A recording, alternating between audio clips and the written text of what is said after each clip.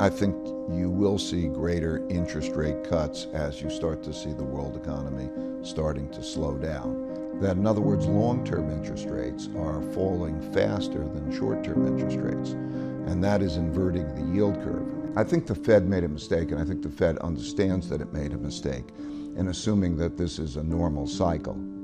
And what they thought was, if you pick up growth and lower unemployment, you're going to produce inflation. We're living in a different world now for various reasons, a world of a lot of excess capacity, a world of digitalization and so on, in which that's not the big thing. The big thing is the fact that we're approaching an end of the power of central banks to stimulate. So the big thing is that we have a very big asymmetric risk. If the economy turns down, and we're late in the cycle, so a downturn will come, there's a lack of ability by central banks to be able to be stimulative and to reverse that. And that's happening at a time where there's great wealth polarity. So if the left and the right, if the capitalists and the socialists, or the rich and the poor are at each other's throats at this time, and this is when times are good, imagine what it's going to be like when we have a downturn and there's an inability of central banks to respond to that. So that shift in Fed policy, which came at the end of the year, first of all, I think every portfolio should have the right amount of diversification in it. And so I'm going to approach the question as both a strategic asset allocation move to put gold in a portfolio, that I believe it always should be a certain part of a portfolio, because there's a certain environment that it diversifies the portfolio well, and a certain environment to worry about. I also think that that environment is riskier, more likely recently now.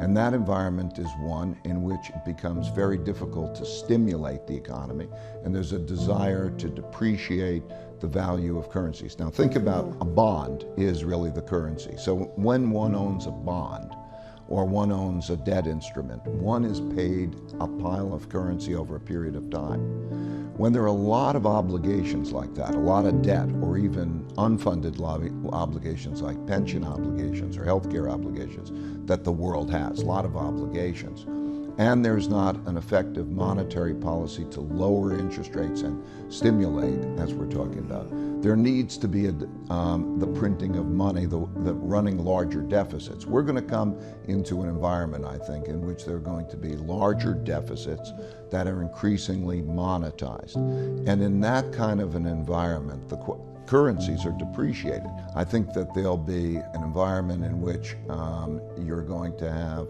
excess capacity and debt restructurings and political issues entering into it. I think the elections that we're going to have in the United States will have an important bearing. It is a contrast or a conflict between the capitalists and socialists. I think we're going to see more of that. I think there's going to be an effect, a risk for capitalism and a need to Is a recession in the U.S. inevitable? And I think that you're seeing this around the world. We're in Singapore. I think you can see that there's borderline a limited amount of growth. You could see it through Asia. You could see it in Europe, and you could see it in the United States. I think you will see greater interest rate cuts as you start to see the world economy starting to slow down. And I think you're seeing that being led now by the bonds. That, in other words, long-term interest rates are falling faster than short-term interest rates, and that is inverting the yield curve. And when that happens, it means that cash is more attractive than bonds. And as a result, you tend to see then the movement toward cash and the slowing up of lending. So we have a situation in which there's a lot of pressure to cut rates at a time where the economy yet is fairly operating at a fairly high level. Do you think the Federal Reserve has the ability to avert a sharp and serious slowdown? Or is the possibility of a fiscal stimulus now more likely? I think that we're now in a political year, so the fiscal stimulus, there's not going to be anything happening in the United States in the way of fiscal stimulus till we get past the elections. And then when we get past the elections, I think then there'll be examination of depending on who gets in, there'll be a big change probably in fiscal policy. So I don't think we're going to see much of a change in fiscal policy anytime soon. I think there's a time horizon that we should look at the markets that is also marked by the election. And I think that that'll have bearing on relations between China and the United States and so on. And so if let's step back maybe and put the big factors in perspective, I think, and then put a time horizon to that.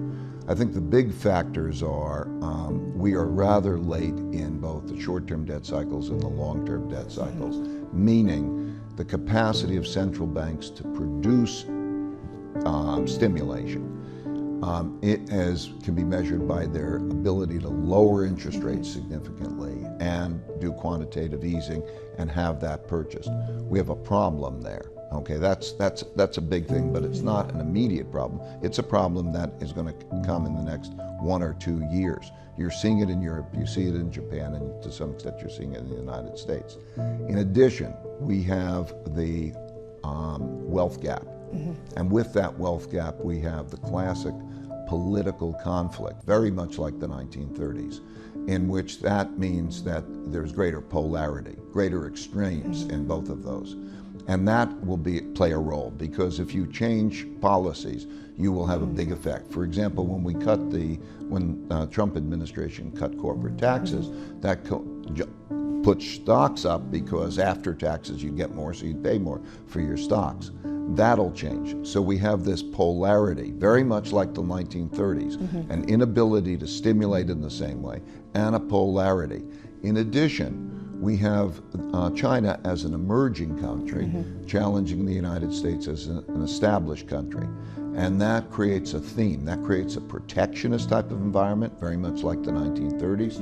And it also has implications in terms of all sorts of conflict and, frankly, sand in the gears of the efficiency of the economy. For example, the technologies. Who's going to be the supply lines?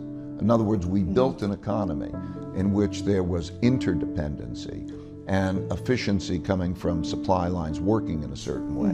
The United States says, I don't want your technologies. And China says, I can't depend on you giving me your technologies.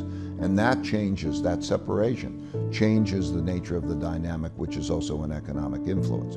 Those influences are very similar to us. The world we're going to be in is a very different world than the world we were in. The world we were in started in 2008 and had to do with central banks printing money and stimulating, and that is reaching its limit. And that's why I think we're going to see a paradigm shift. Okay, so you're effectively recommending gold as a portfolio diversifier.